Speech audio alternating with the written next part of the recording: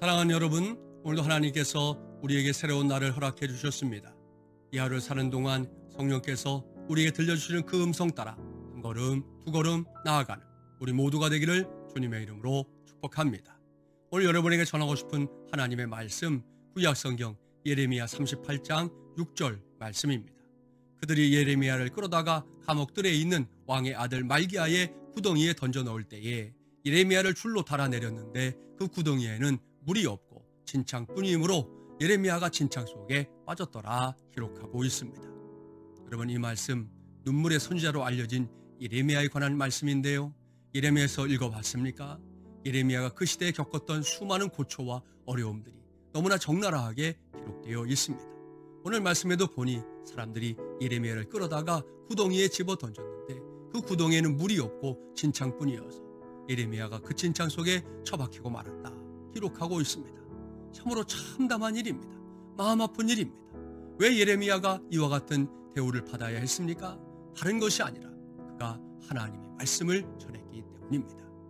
하나님의 추상과도 같은 그 어미한 말씀을 저가 가감하지 아니하고 전했을 때 그 말씀에 찔림을 받은 이스라엘 백성들, 예레미야를 가만두지 않았던 것이죠. 그에게 갖은 박해와 핍박을 했던 것을 성경이 보여주고 있고 오늘 신 말씀도 그와 같은 말씀입니다. 여러분, 그러나 예레미야가 전했던 그 말씀은 분명 훗날 진리 이미 증명되었는데요. 그렇다면 그 말씀을 끝까지 전하려고 애썼던 예레미야, 얼마나 귀한 사람입니까? 사람들의 핍박과 박해에 굴하고 무릎을 꿇었다면 우리는 예레미야를 오늘날 우리가 알고 있는 예레미야처럼 생각하지 않았을 것입니다. 여러분, 오늘 우리가 사는 이 시대에 하나님의 진리가 진정으로 필요한 시대 아닙니까? 오늘 세상에서 벌어지는 많은 일들이 하나님의 뜻을 거역하고 하나님의 허락하신 창조의 질서를 깨뜨리려고 하는 일들이 얼마나 많은지 모릅니다. 안타까운 일입니다. 눈물 흘릴 일입니다. 이러한 때 하나님의 사람들이 예레미야 선지자처럼 그 진리를 외쳐야 한다는 것, 분명한 사실입니다. 물론 세상은 여전히 우리가 전하는 그 메시지에 귀를 기울이려고 하지 않습니다. 예레미야 시대 이스라엘 백성들과 다를 바가 없다는 것입니다. 그렇다고 해서 예레미야가 전하는 것을 포기했습니까? 아닙니다.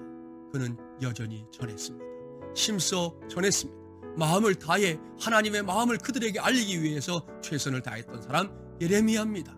오죽하면 그의 눈에서 눈물이 마를 날이 없었다고 하지 않습니까? 이제는 우리 차례입니다.